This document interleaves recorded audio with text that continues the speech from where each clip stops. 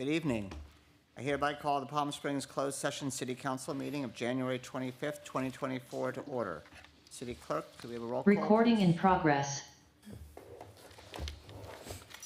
Councilmember Garner, Here. Councilmember Hostage, Here. Councilmember Middleton, Present. Mayor Pro Tem DeHart, Mayor Bernstein. Here. 4 members present. Okay, the next item is public testimony. This time has been set aside for members of the public to address the City Council on agenda items only. The City Council welcomes public input. Our first public speaker is Pearl Devers, followed by Kenneth Montine.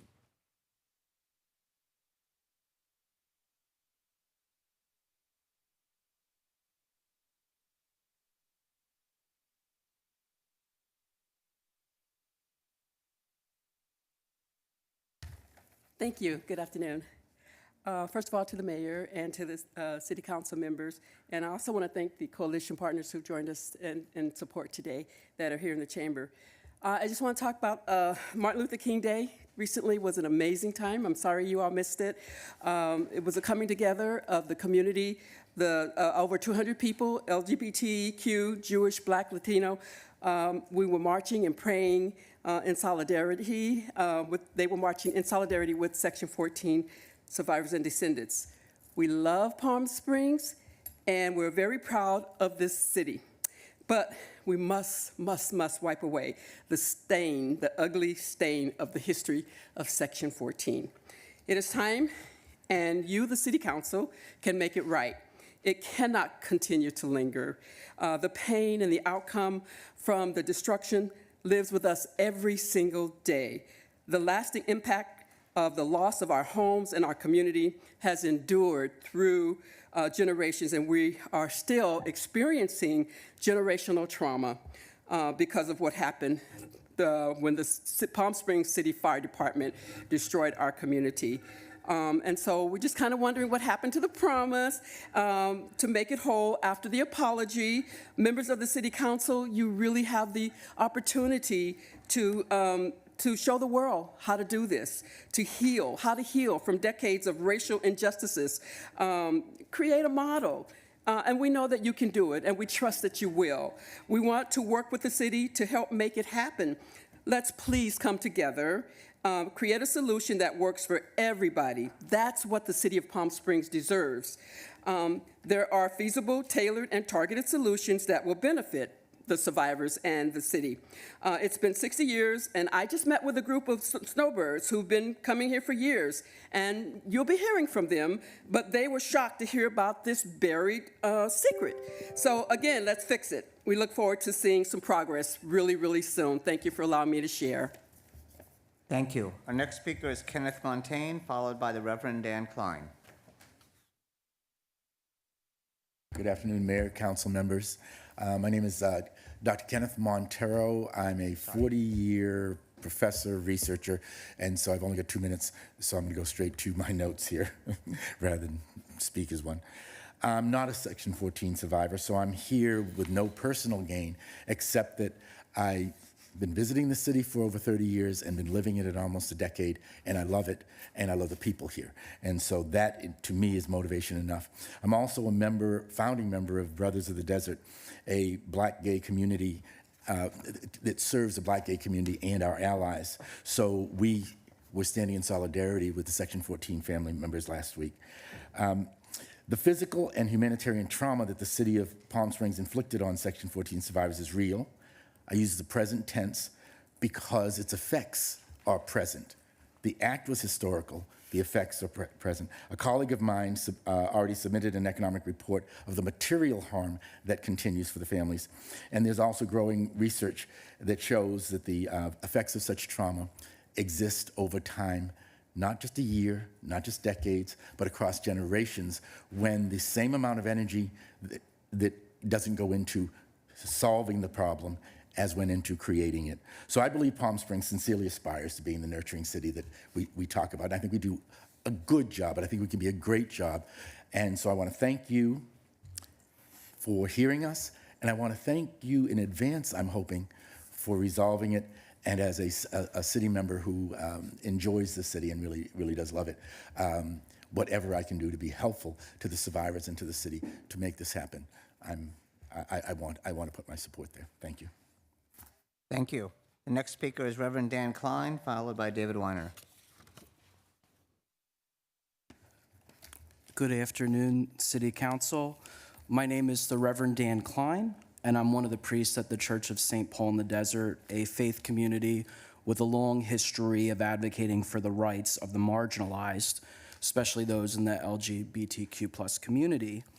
And I speak today as a leader of the vibrant faith communities that call this city home. Thank you for taking the time to hear me.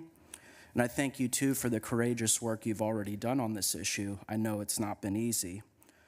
I'm relatively new to town. I'm late to the conversation, and so I speak humbly as an outsider. Means I come with humility. I don't know all the facts, but maybe that gives me a perspective that those who are close to the situation may be unable to see. And I love you enough to tell you the truth. I think you're good people. I think there's more pressure on leaders than there have ever been at any point in human history, and I pray for you daily. So if anything I say is an understatement of the truth and is indicative of my having a patience that makes me patient with less than anything than siblinghood, I beg you and God to forgive me. The rabbi from Nazareth, whom I famously follow, said in the Sermon on the Mount, if anyone forces you to go with them 1 mile, go with them 2 miles. And I know you've gone this first mile, and I know it seemed tough.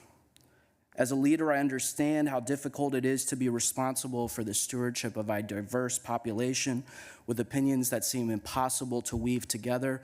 I can get off the phone with a survivor of Section 14 who's still dealing with housing insecurity and go right into a meeting with the daughter of one of the conservators of the tribe, right? And I know you're in the same boat, but I want to encourage you to fear not, to not be afraid, to rise up and meet the challenge of this situation. Walk the second mile.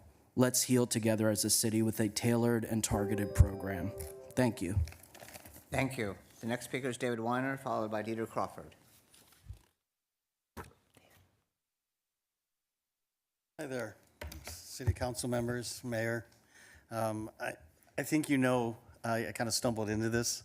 I'm very happy that I stumbled into it. I was reading during COVID about kind of our history. I've lived in Palm Springs for 20 years. I've lived here longer than any other place in my life, including my hometown in Michigan. And when I read about what happened in the 50s and 60s, I was really taken aback. And so that's kind of where I started down this road. It started off as just this little thing about, hey, the statue's in front of City Hall and it shouldn't be there because it causes people pain. And we took, as Reverend Dan said, we took that first step and we removed the statue, we issued an apology, and now we're kind of looking at what do we do next. And I hope that we can all agree that something has to be done next. You know, one of the reasons I moved to Palm Springs is because we are a diverse, open community. We respect all of our community members. And that's what makes this city so special to me, and I think many of our residents and all of you up here on the dais. So when I think of Palm Springs, it's a place where we recognize and we uplift each other, and all of our members are important. So let's take this next step. Palm Springs is an amazing city. We can be leaders to show the rest of the country how this is done, how we can look at what has happened, the horrible things that have happened, and how we move forward and make this city a great place for all of our community members. I want to just close with one thing. I'm always reminded of an article that was in the Desert Sun a decade or two back where they were interviewing Cora Crawford. And the title of the article and really her focus was, you know, Palm Springs was beautiful for the white people. And let's make Palm Springs beautiful for all of our people. Thank you. Thank you. The next speaker is Dieter Crawford, and then we have phone calls.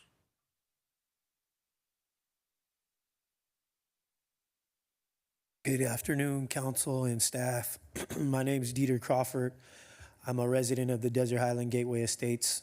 neighborhood, also a member of the Section 14 Survivors Group, and a board member for the Palm Springs Black History Committee. Just came today to encourage you guys to continue the conversations with our legal counsel about reparations for residents that were displaced from Section 14 in the early 1960s.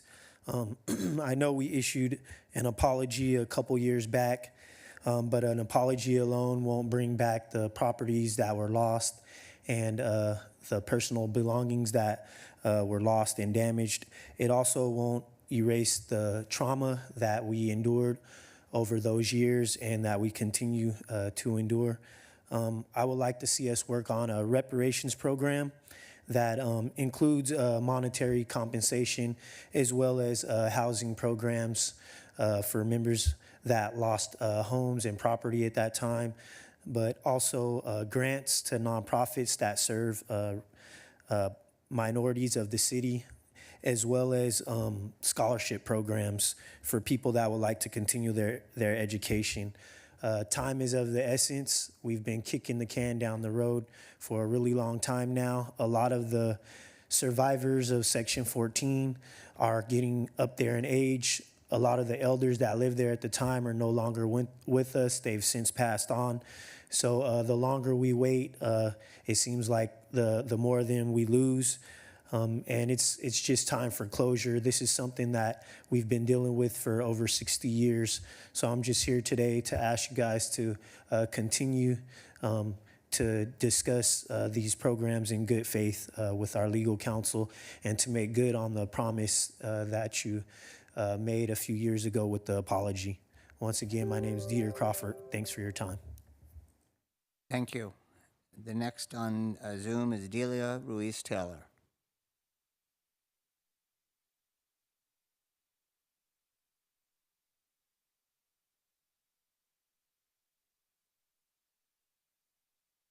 Hello.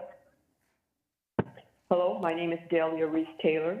Our Section 14 family has been through so much, but we are still united and strong and will continue to fight for justice. Don't look down on us and dismiss our cause as if we and our families have never been a part of and contributed to bettering Palm Springs. Please do the right thing and follow up on your promise. Thank you. Thank you. The next speaker is Gloria Thompson.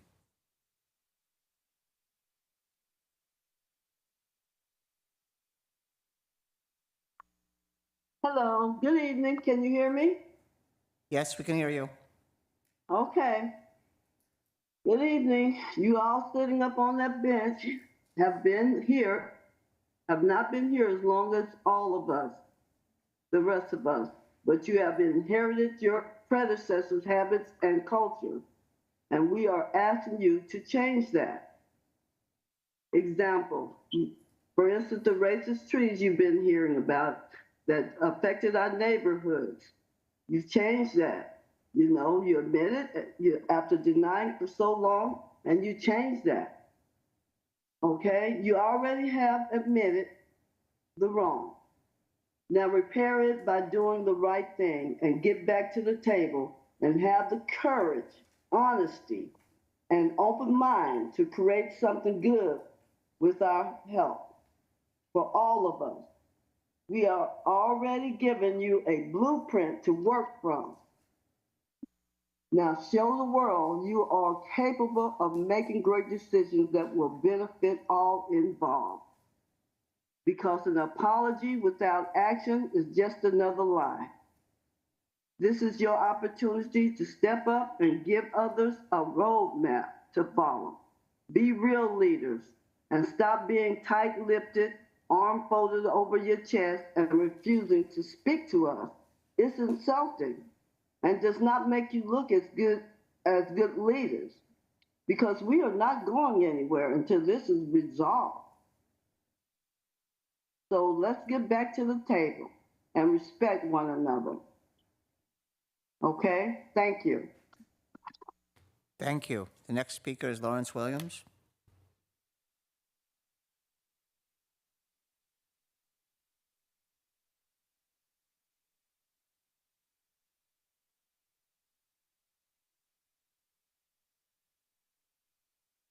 Okay, thank you. Being so far down on the list, all of my sentiments have been expressed already.